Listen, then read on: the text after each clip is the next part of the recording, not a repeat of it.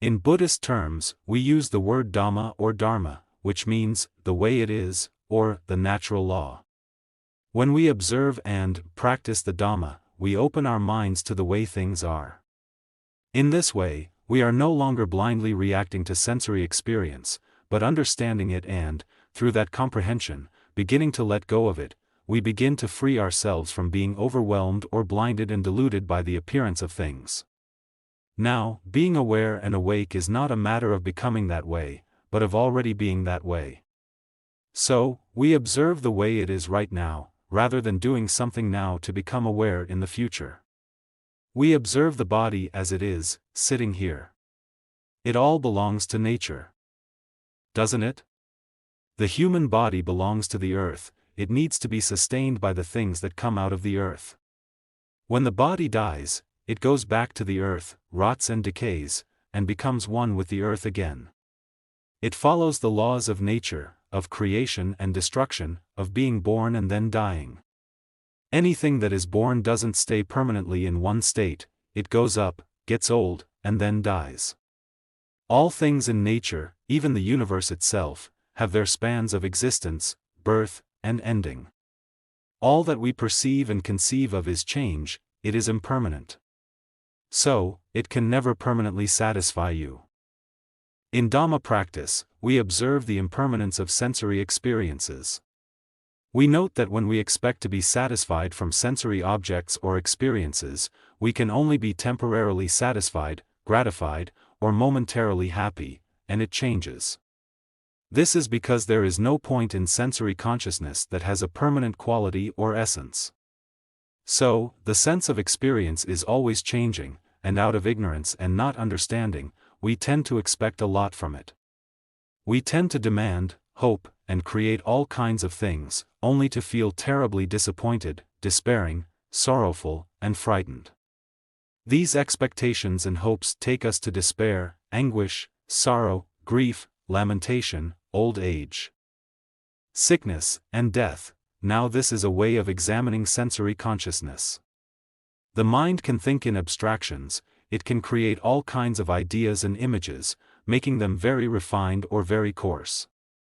There is a whole range of possibilities from very painful miseries to heaven, using more picturesque terminology. But there is no permanent hell or heaven, in fact, no permanent state that can be perceived or conceived of. In our meditation, once we begin to realize the limitations, the impermanence, and the changing nature of all sensory experiences, we also begin to realize it is not me or mine, it is anatta, not self.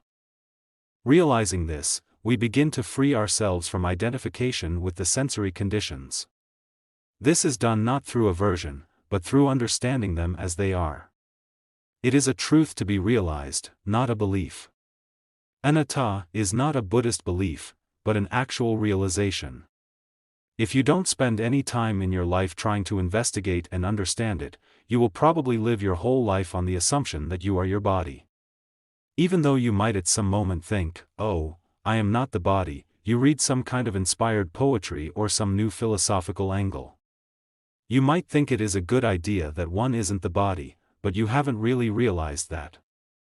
Even though some people, intellectuals and so forth, will say, we are not the body is not itself, that is easy to say, but to really know that is something else.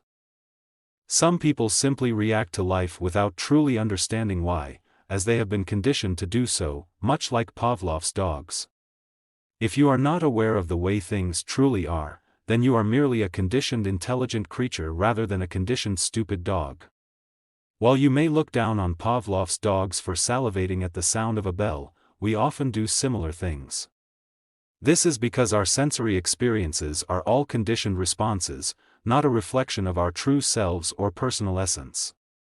Our bodies, feelings, memories, and thoughts are all perceptions that have been conditioned into our minds through various factors such as pain, our birth as a human being, our family, social class, race, nationality, and even our physical appearance. These conditions are not truly ours, they are not a part of our true selves. They are simply a result of the laws of nature. We may wish for our bodies to never age or experience pain or illness, but no matter how much we desire it, our bodies will still age and experience these things. We cannot control the natural processes of our bodies, such as aging, pain, or changes in vision and hearing. We all hope, don't we? I hope to always maintain good health, never becoming disabled or losing my eyesight. I hope to have good hearing so I won't have to be yelled at in old age, and to never suffer from senility. Ideally, I would live until the age of 95, fully alert, bright, cheerful, and pass away peacefully in my sleep without any pain. That is the dream for all of us. However, life is unpredictable. Some of us may live a long and idyllic life, while others may lose their eyesight tomorrow. It's a possibility, but not something we can control. Reflecting on the limitations of life can help us appreciate what we can achieve and learn from it. So much human suffering comes from having high expectations and never being able to fulfill them. In our meditation and insightful understanding of the way things are, we come to realize that beauty, refinement, and pleasure are impermanent conditions, just as pain, misery, and ugliness are. Once we truly understand this, we can learn to both enjoy and endure whatever happens to us. A significant lesson in life is learning to endure things that we may not like about ourselves and the world around us. This involves being patient and kind, and not making a scene over imperfections in our sensory experiences. We can adapt and endure by accepting the changing characteristics of the sensory birth and death cycle, and by letting go of our attachments to it. When we free ourselves from identifying with these impermanent conditions, we can experience our true nature, which is bright, clear, and knowing. It is important to note that this true nature is not a personal possession, and we should not attach ourselves to it. We can only attach ourselves to things that are not our true selves. The teachings of the Buddha serve as helpful tools for understanding sensory experiences, rather than strict commandments or religious dogmas that must be blindly accepted. They act as guides to help us see things as they truly are. Therefore, we should not cling to the teachings as an ultimate goal, but rather use them as reminders to stay present and mindful of the impermanence of all things. This is a ceaseless, steady perception and reflection on the tangible world because the tactile world has a capably solid impact. With the society we live in and a body like this, the pressures on all of us are tremendous. Television, modern technology, and automobiles are all examples of things that tend to move very quickly. All of it is very appealing, exciting, and fascinating, and it all stimulates your senses. When you visit London, note how all the advertisements focus on cigarettes and whiskey bottles. Your focus is always directed toward the rebirth of sensory experiences of things you can buy. The materialistic culture attempts to stimulate eagerness so you will spend your cash, but never be satisfied with what you have. There is always something newer, better, or more delicious than the best yesterday. It goes on, pulling you into sensory objects that way. When we enter the shrine room, our focus should not be on each other or on the objects in the room. Instead, we should use these objects as reminders. They can help us concentrate our minds on peaceful thoughts or encourage us to reflect on the nature of things.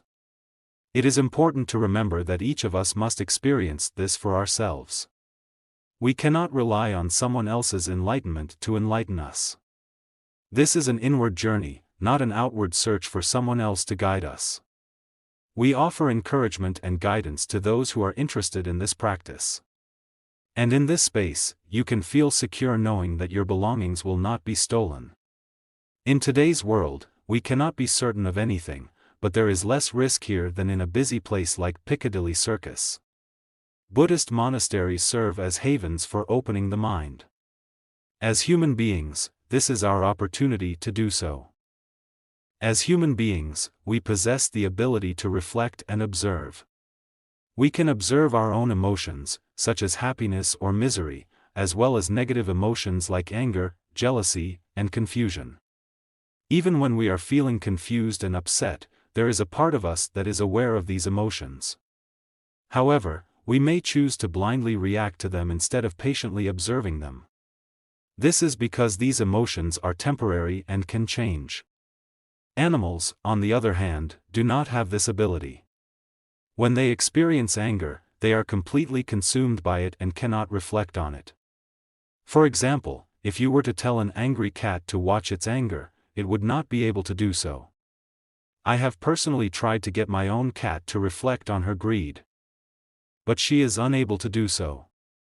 However, as humans, we have the capacity to reflect on our own greed. For instance, when we see delicious food in front of us, we may experience the same desire as our cat, Doris. But we can also observe this animalistic attraction to things that smell and look good. This is utilizing shrewdness by watching that drive and grasping it. That which notice covetousness isn't insatiability, that which is not greed can observe greed, but greed cannot observe itself. We refer to this observing as Buddha wisdom or awareness of the way things are.